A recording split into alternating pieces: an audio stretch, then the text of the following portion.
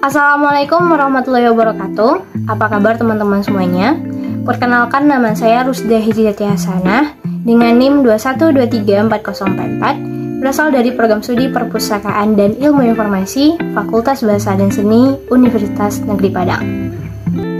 Pada kesempatan kali ini ada 3 poin materi yang akan saya sampaikan. Yang pertama yaitu mengenai perangkat keras yang digunakan dalam membangun sistem otomasi perpustakaan. Yang kedua, perangkat lunak yang digunakan dalam membangun sistem otomasi perpustakaan. Dan yang ketiga yaitu mengenai hal-hal apa saja yang perlu dipertimbangkan dalam memilih ataupun menerapkan sistem otomasi di perpustakaan. Baik, pertama kita akan membahas mengenai perangkat keras atau hardware yang digunakan dalam membangun sistem otomasi perpustakaan. Yang pertama yaitu ada komputer. Di sini komputer dibedakan menjadi 2, ada komputer server dan komputer klien. Komputer server merupakan komputer yang khusus disediakan untuk aplikasi sistem otomasi perpustakaan dan memuat database perpustakaan di dalamnya. Sementara komputer klien merupakan komputer yang terdiri dari komputer admin, komputer bagian pengolahan, komputer bagian sirkulasi, komputer opak, dan komputer penghitung jumlah statistik pengunjung. Jumlah dari komputer klien ini tergantung pada tingkat kebutuhan dan tingkat kesanggupan dari perpustakaan itu sendiri. Sebuah sistem komputer memiliki komponen input, output, penyimpanan, dan pemrosesan sebagai elemen dasarnya.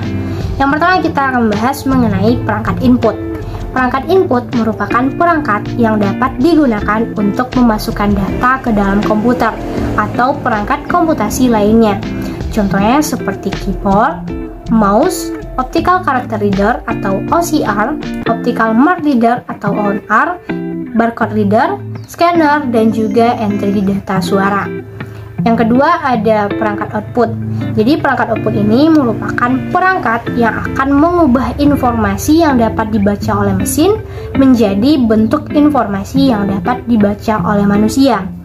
Contohnya seperti monitor, printer, central processing unit, penyimpanan, ataupun memori.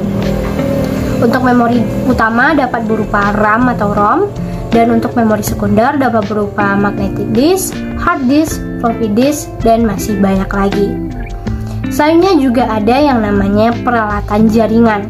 Jadi peralatan jaringan di sini dapat menggunakan local area network seperti switch hub, UTP, RJ45 ataupun menggunakan jaringan wireless access point, dan akan lebih bagus lagi jika terhubung kepada internet.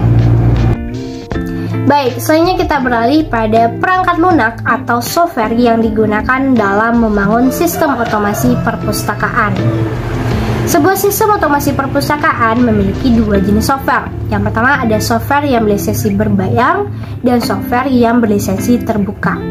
Untuk software yang berlisensi berbayar, artinya perangkat lunak tersebut memiliki hak cipta dan memiliki batasan terhadap penggunaan, distribusi, dan juga modifikasi yang diberlakukan oleh penerbit, vendor, atau pengembangnya. Contohnya seperti Ibra Advance, NCI Bookman, Atheneum Pro, dan Sisri Dynamic Symphony. Sementara untuk perangkat lunak atau software berlisensi terbuka, artinya perangkat lunak tersebut dapat digunakan, dimodifikasi, dan juga didistribusikan oleh siapa saja tanpa adanya biaya. Contoh dari aplikasi atau software yang berlisensi terbuka ini seperti Slims, InDesign, Ganesha Digital Library atau GDL, Koha, Atheneum Lite, dan juga Winisys atau ISIS versi Windows. Yang terakhir kita akan bahas mengenai hal-hal apa saja yang perlu dipertimbangkan dalam memilih ataupun menerapkan sistem otomasi di perpustakaan. Pertama yaitu adanya sumber daya manusia yang mampu untuk mengelola sistem otomasi perpustakaan. Karena pada dasarnya manusia merupakan hal yang terpenting dari sistem otomasi perpustakaan, sehingga pustakawan dan pengelola teknis perpustakaan lainnya perlu mendapatkan pelatihan bagaimana menggunakan aplikasi sistem otomasi dengan baik. Yang kedua adalah pemilihan perangkat keras. Dalam memilih perangkat keras, yang pertama adalah menentukan staf yang bertanggung jawab atas pemilihan dan evaluasi hardware sebelum transaksi pembelian. Hal ini untuk mengurangi adanya ketergantungan terhadap pihak lain dan untuk menghindari dampak buruk yang ditimbulkan. Hal lain yang perlu diperhatikan adalah adanya dukungan teknis serta garansi produk dari vendor penyedia komputer. Yang ketiga, pemilihan perangkat lunak. Ada beberapa kriteria yang perlu diperhatikan sebelum memilih software. Yang pertama, kegunaan. Artinya, fasilitas dan lapor yang ada sesuai dengan kebutuhan dan menghasilkan informasi tepat pada waktu dan relevan untuk proses pengambilan keputusan. Yang kedua, ekonomis. Biaya yang dikeluarkan itu sebanding untuk mengaplikasikan software sesuai dengan hasil yang didapatkan. Ketiga, keandalan. Artinya, mampu menangani operasi pekerjaan dengan frekuensi besar dan terus-menerus. Yang keempat, kapasitas. Artinya, mampu menyimpan data dengan jumlah besar dengan kemampuan temu kembali yang cepat. Selanjutnya, sederhana. Menu-menu yang disediakan dapat dijalankan dengan mudah dan interaktif dengan pengguna. Yang terakhir yaitu fleksibel. Artinya, dapat diaplikasikan di beberapa jenis sistem operasi dan institusi, serta mampu memiliki potensi untuk dikembangkan lebih lanjut. Yang keempat, pembangunan jaringan. Ada beberapa hal yang harus diperhatikan dalam membangun jaringan komputer. Yang pertama yaitu jumlah komputer serta lingkup dari jaringan.